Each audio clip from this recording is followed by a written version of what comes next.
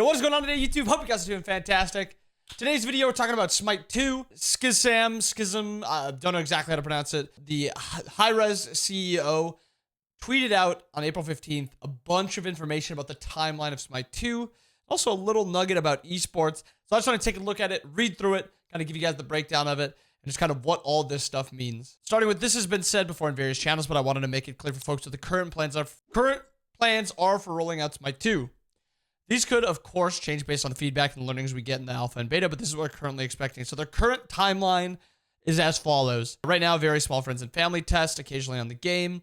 These are private tests under NDA. Yep, very low-key, very newer tests. They've now been going for a couple months now, maybe. Starting in May, we'll start running closed alpha tests. We expect that these will last approximately 36 to 72 hours, and we will run one such test roughly once a month. Basically, a day and a half long, day to 3 day long event, I guess. They'll be running in May to allow people that got the Founders Pack the option to try out Smite, or Smite 2, I guess to specify, and just kind of see how it plays, see how it feels, if they have any information to give, and just kind of be some of the initial testers to the game. Very limited god pool and functionality.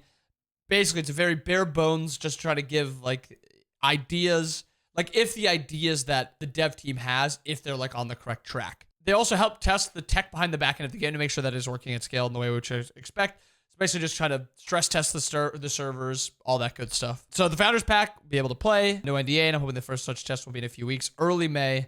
Fingers crossed. So non-NDA Smite 2, hopefully, will be in early May, and I will be running a 24-hour stream if that is actually true and if that actually happens. I know Weekend really wants to do it also, so if this is official, I will 100% be doing a very, very long stream on that day. Maybe I run like 16 hours, take a little 8-hour break, 16 hours, something to try to test the game as much as possible, play the game as much as possible, especially when it's not under NDA. Likely around the late summer, we will transition to 24/7 closed beta. Late summer, August, maybe July if we're lucky. I would assume August because this says run such tests once a month. Once a month wouldn't make a ton of sense if it was just over 2 months. I feel like it makes a lot more sense over 3 months. So I think this means somewhere in August. This means the servers will be running all the time. Still need either a key or Founders Pack to play. There should be a limited god pool, limited functionality. This will give us the next. Okay, so this is just 24/7 testing, basically, instead of just once a month. During the closed alpha and early 24/7 closed beta, the game will have relatively limited systems for new user onboarding and training. So this is going to be, again, very bare bones, making sure that's known.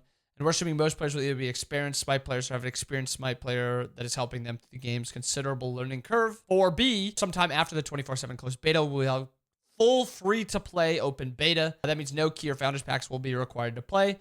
We also have fewer gods in the game at that point than Smite 1 has today, but the game will have much more new user onboarding systems and much farther along on retentions and features. I think they're planning on releasing with 50. Way back when they showed it in the testing phase, it was at about 10. So this will be somewhere in between 10 and 50. My guess is it will be 2025, however, not this year. Point 5 is sometime after the free-to-play open beta, we will declare the game fully launched. And Smite is a live service game. That is a somewhat silly milestone because this game is never done. However, this will be a signal that the game has reached a level of polish and competitive completeness that we believe indicates a much more complete game. Sometime in 2025, they're hoping to fully release the game and then actually start up with patches and actually start up with, I hope, and we'll get to it in a bit, all esports and that good stuff. And at that point, for example, the god rush will be quite substantial and the new user onboarding retention features fairly complete, etc. It's a long journey to launch the game as complex as Smite, but we are very strongly feel the only way to do so is work very closely with the community. Basically, just exciting, good stuff. After this, a bunch of people kind of responded with like any esports updates. Players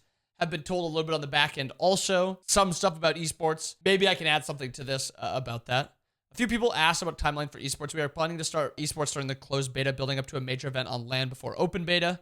So again, going back to open beta is looking around 2025, sometime after the summer. So early 2025 or late 2024. While the game will be in an early state, we think it's important to test. Yeah, I mean, 100%.